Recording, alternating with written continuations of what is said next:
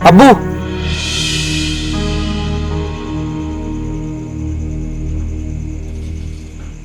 आओ आओ। शुक्र है तुम्हारी अम्मी घर पर नहीं है, तो तुम्हें आज अपने बूढ़े बाप का ख्याल आ ही गया। अब्बू ये क्या हरकत की आपने? नौरीन से झूठ क्यों बोला? उसका फोन आया था अभी। अच्छा, शिकवे शिकायत अभी चल रहे हैं। अच्छा, मैं तो समझ रहा था कि नौरीन से तुमने ला ताल्लुकी इख्तियार कर ली होगी। अब्बू ये अलग मैटर है, आपको वैसे उससे झूठ नहीं बोलना चाहिए था। अजहर, अब तुम भी कान खोलकर सुन लो। तुम नौरीन के बारे में सोचना और ख्याल करना छोड़ दो। मैं जानता हूं कि तुम्हें अब नौरीन से कोई लगाव नहीं है। अब्बू ये मेरा और नौरीन का मामला है, आप बीच में ना आए तो बेहतर है। जब तक मेरे घर में हो मैं बीच में आऊंगा। वो चली गई, समझो किस्सा खत्म। और बात सुनो, उसे तलाक भिजवा दो। अब्बू प्लीज आप ये बात ना करें। तुम भी मुनाफकत से काम मत लो। जानता हूं मैं तुम्हारे दिल में क्या। भूल जाओ सब कुछ। तो मालूम है कि तुम्हारी अम्मी वहां क्यों गई है? हाँ हाँ, सारा को सबा से मिलवाने गई है। नहीं, वो सबा से तुम्हारी शादी की बात तय करने गई। क्या? अब्बू ये गलत बात है, आप लोगों ने मुझसे पूछा भी नहीं। ये बात अपनी अम्मी से करना, ये उन्हीं की ख्वाहिश है। और ये बात तुम्हारी अम्मी ने तुमसे की होगी जरूर। की थी एक बार, लेकिन अब्बू ये नहीं हो सकता। ठीक है, फिर तुम अपनी अम्मी से मना कर देना। वही तुम्हारी और सबा की शादी के ख्वाब अपनी आंखों में सजाए बैठी है।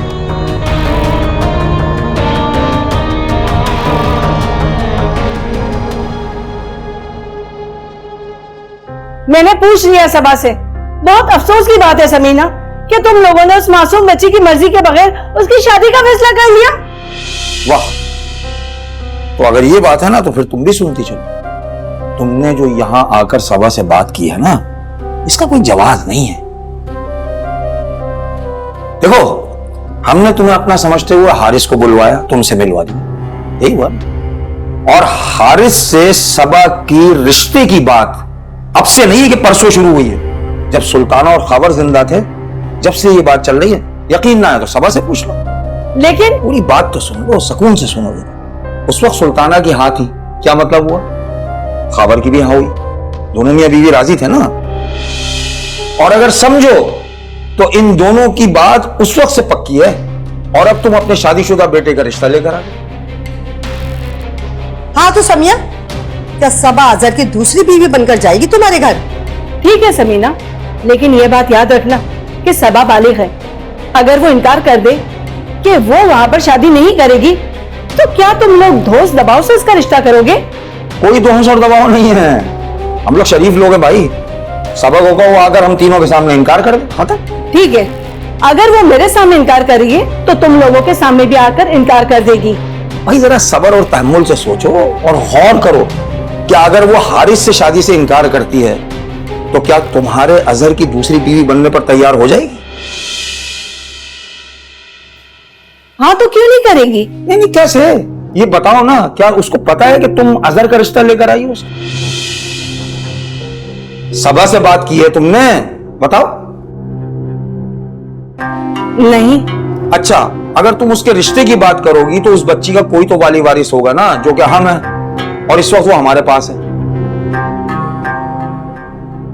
हम उसके माँ बाप की जगह हैं,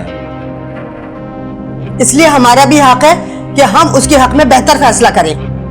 चलो अब क्या बहस करनी, तुम सोचो और करो, सबा से बात कर लो। अगर वो अजहर से शादी को तैयार है तो हमें क्या लेना भाई। तो तुम ऐसा करो, रुक जाओ, रात भर सोचो, गौर करो, हम सुबह बात कर लेंगे।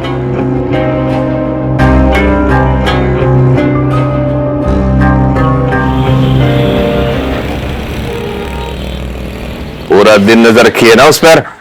जी उस्ताद, लेकिन वो परेशान लग रहा था।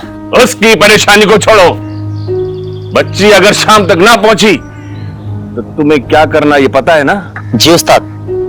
और ये काम आज ही होना चाहिए।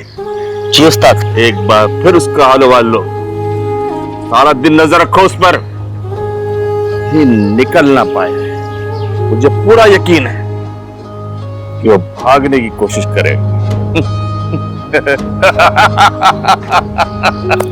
लेकिन उसे पता नहीं है कि गुलजारे की जब नजर किसी पर पड़ जाए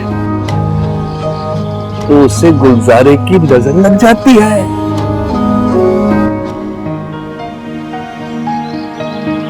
बंटवारा बेटियों का,